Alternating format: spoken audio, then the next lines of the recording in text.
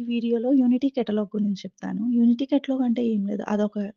ఆ కేటలాగ్‌లో అన్ని ఎలిమెంట్స్ అన్ని కలెక్షన్ ఉంటుంది. అదొక కేటలాగ్. ఆ కేటలాగ్ లోపల చాలా స్కీమాస్ ఉంటాయి. ఆ స్కీమాస్ లోపల టేబుల్స్ ఉంటాయి.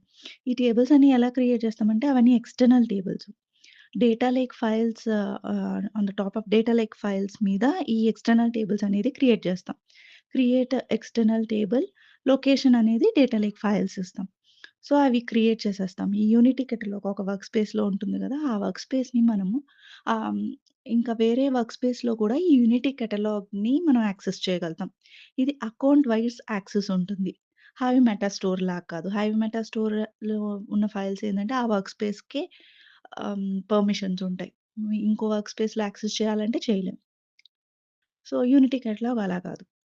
మనము ఆ టేబుల్స్ కానీ, ఆ ఫైల్స్ కానీ వేరే వర్క్ స్పేస్ నుంచి కూడా యాక్సెస్ చేయగలుగుతాం.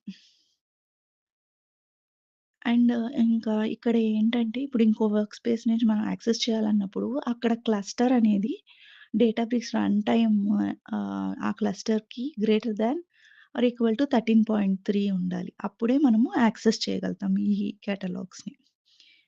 ఇవన్నీ యాక్సెస్ అన్నీ account wise, group wise access ఉంటుంది. ఇది లీనేజ్ చూడొచ్చు. అంటే ఏదైనా టేబుల్ ఉంటే, ఆ టేబుల్ ఎక్కడ యూజ్ చేస్తున్నారు, వర్క్ ఫ్లోనా, డేటాబ్రిక్స్‌లోనా అవన్నీ చూడొచ్చు. ఇన్‌సైట్స్ ఆహ్, ఇవన్నీ హిస్టరీ ఇవన్నీ చెక్ చేయొచ్చు మనం ఈ యూనిటీ కేటలాగ్‌లో. సో, ఆ స్కీమా నేము మనకి తెలిస్తే, ఆ కేటలాగ్ నేమ్ తెలిసిందనుకో సెలెక్ట్ స్టార్ ఫ్రమ్ ఆ కేటలాగ్ డాట్ స్కీమా డాట్ ఏ టేబుల్ అయితే ఆ టేబుల్ మనం ఇచ్చేస్తే మనం డేటా అనేది యాక్సెస్ చేయగలుగుతాం వేరే వేరే వర్క్ స్పేసెస్‌లో.